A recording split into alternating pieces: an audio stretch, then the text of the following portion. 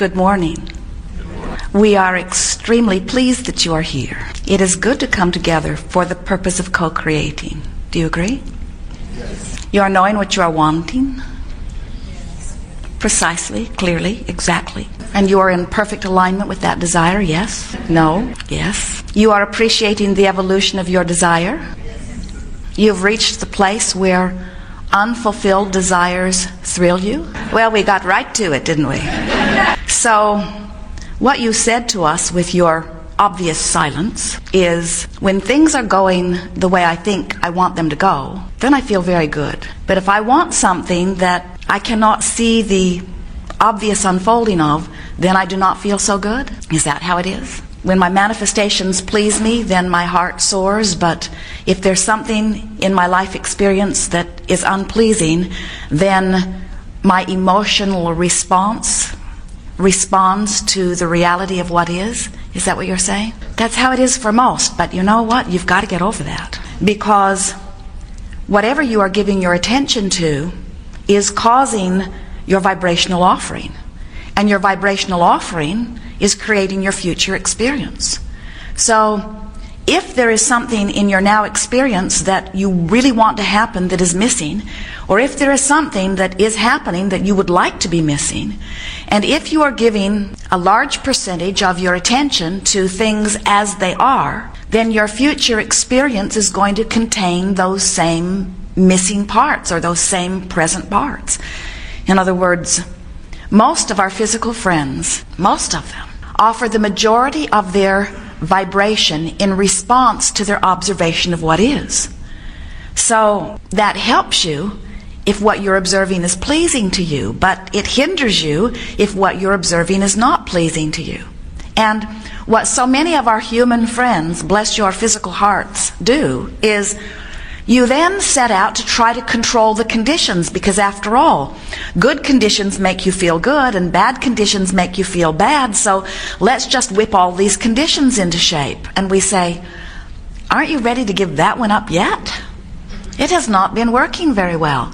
You can't get enough power or enough force or enough bombs or enough influence or enough numbers in agreement with you, gathered with you, to change enough circumstances to control your vibration. And anyway, it is really the hard way of going about it. It is truly an action journey that is an uphill battle, fighting the current or energy stream that creates worlds. What we want to show you here, as we are chewing through the details of your experiences together today, we want to show you how, rather than attempting the action journey, which is controlling conditions, we want to show you how to take an emotional journey, which is controlling your vibration. Because when you control your vibration, you control what you are putting out vibrationally. And when you are aware of and deliberately putting your vibration out, purposefully or deliberately, then what comes back to you is managed by you. That's why we call it deliberate creation. We could call it deliberate vibration. We could call it deliberate focus, deliberate projection of thought, deliberate sifting and sorting of the data of my life, deliberately looking at what is and choosing parts of it that feel good, deliberately anticipating to the future, deliberately sifting through the past and selecting the parts of the past that feel good to me, but deliberately choosing what I focus upon based upon its vibrational content. Which means deliberately choosing what I focused upon based upon its vibrational content, but most importantly, based upon the way it feels to me when I focus upon it. Now, why are those two things the same thing? Because what you are doing vibrationally and what you feel are always the same thing. All of your emotions are, without exception, your visceral signal of your vibrational content. And your vibrational content is about your connection to your source energy and what you are doing about it as you are focusing it through your physical vessel. Do you get that? You are extensions of source energy. You are magnificent creators. And as magnificent creators who have come forth in this physical time-space reality, in this leading edge environment, you said, I am a focusing genius. I have the energy that creates worlds flowing through me, and as I focus out into my physical environment, I choose the objects of my attention, and as I focus, I offer a vibration. Now get this. This is the most important thing you'll ever hear anywhere. I choose an object of attention which vibrationally aligns with my current and stream and broader view, or doesn't. And when it aligns, you feel wonderful. And when it doesn't align, you don't feel so good. So your emotions are all about your vibrational connection with Source and what you're doing about it here. So for example, you are worthy beings. You could not be more loved, more adored, or more understood as valued. That's just the way it is. That's how Source feels about you, no matter what. So here you are, having an opinion about yourself. And if your opinion happens to be one such as, I'm really good, then your focus is in such alignment with how Source feels about you that there's no contradiction, no resistance in your vibration. All streams are open and you feel wonderful. You're tuned in, tapped in, turned on. But if in this moment your opinion of self or others is not good, not valid, not worthy, done something wrong, should be ashamed, the reason that that feels so awful is because your choice of focus is so contradictory in vibrational nature to that of your Source energy that you have introduced powerful resistance into your stream. And resistance always shows up in the form of negative emotion. You call it a lot of different things. You call it fear, you call it hate, you call it anger, you call it frustration, you call it depression, you call it overwhelmment, you call it a lot of different things. Some of it stronger, some of it milder. Of course, there are many levels of resistance, aren't there? So when you are a deliberate creator, then you are one who deliberately focuses. But we notice as we began teaching some of you about deliberate creation, and we began encouraging you to deliberate focus, that you began to become afraid of your thoughts. You would say, oh, cancel, cancel, as you would hear something that you deemed negative flowing out of your mouth, and you would try to suck it back before the universe got hold of it and manifested it into your experience.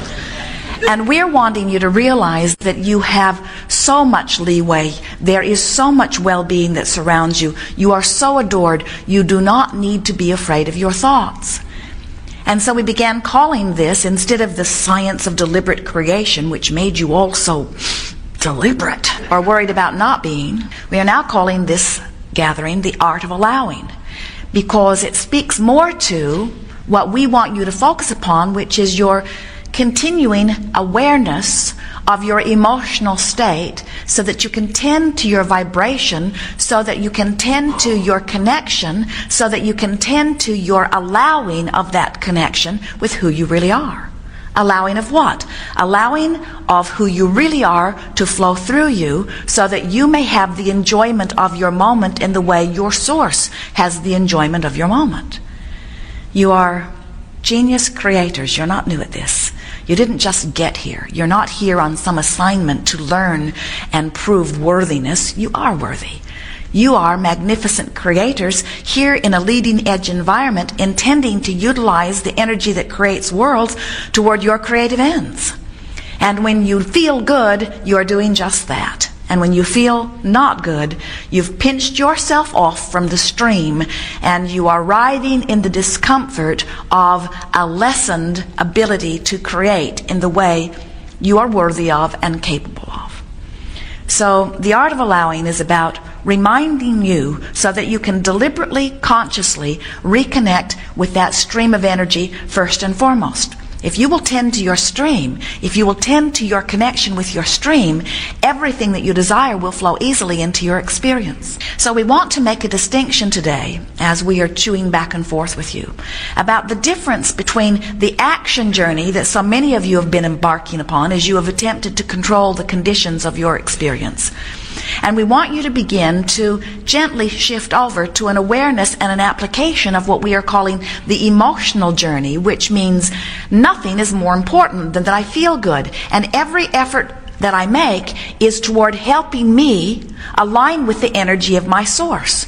Now, sometimes people say, "Oh, Abraham, you're trying to teach people to feel good. Won't you teach them to feel good, and won't them feeling good then jeopardize the rest of us?" And we say, not even possible. It is not possible for someone to align with source energy and then evoke or wreak havoc upon the rest of you. It just doesn't happen. You don't do mean things from your place of connection. From your place of connection, you feel secure. The only time we ever see anyone acting out in some sort of revenge is from a vibrational standpoint of fear or from a standpoint of vulnerability. You don't behave in those ways when you are secure, and when you are connected to who you are secure. You know your value, and you don't just set out to prove your value by mowing over others, you see. So don't worry about the world becoming chaotic as more and more people rediscover their connection to who they are. The opposite will be true. As more and more people rediscover their connection to who they are, you will begin living, as so many of your teachers have taught, unconditional love. The emotional journey is about learning that you do not have to change the conditions. You just change your vibration, and then the conditions change. So, imagine that we want to begin by here making a distinction between the action journey that so many are attempting and the emotional journey, which will go ever so much better for you. We'll do a sales job all day here today until we have convinced you that the emotional journey is simple, easy to apply, and massively productive for you. So the action journey goes something like this. Here you stand in a place where you don't have enough money. Maybe there are more bills in your mailbox than you have money in your bank account. Maybe you are receiving calls from people who would like you to send the money to them that you owe them. Maybe you are just frustrated because there are many things that you want that you do not have the ability right now to purchase. Maybe you are just wanting more financial freedom, but you are standing in a place where you have identified that you don't have enough money. So the action journey goes something like this. Well, I don't have enough money, and I would like to earn more money, but I'm already at the top of my skill level, so I need more education. But before I get more education, I'd better try to figure out what the economy is asking for, and I'd better get futurist economists who can project down the road a little bit, because my education is going to take me a little while. So I need to figure out what the economy will be asking for at the end of my education. And once I find that person, well, maybe I better find several of them because they all think different things.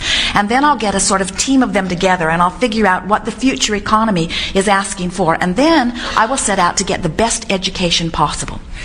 I have to be careful that I find something that's sort of bent toward my skills, and I also have to figure out how to carve out time out of my experience now to go back to get this education. And I probably have to go into deeper debt in order to get the education that I'm going to need, and so I'll probably need some financing. So I have to find someone who I can convince that my futurists are right about what I am educating myself in, so that I will be prepared, and I have to convince them that I have the ability to stick to it, that I really will not waste this money. And so I will get my plan together, and then I will set out and I will find all of the people who will line up with me, and then I will find a school, and I have to find one that's close enough. Well, now I'm going to have to move because there is no school that is close enough to me that I will be able to work and go to school. And we say, oh, just shoot me now.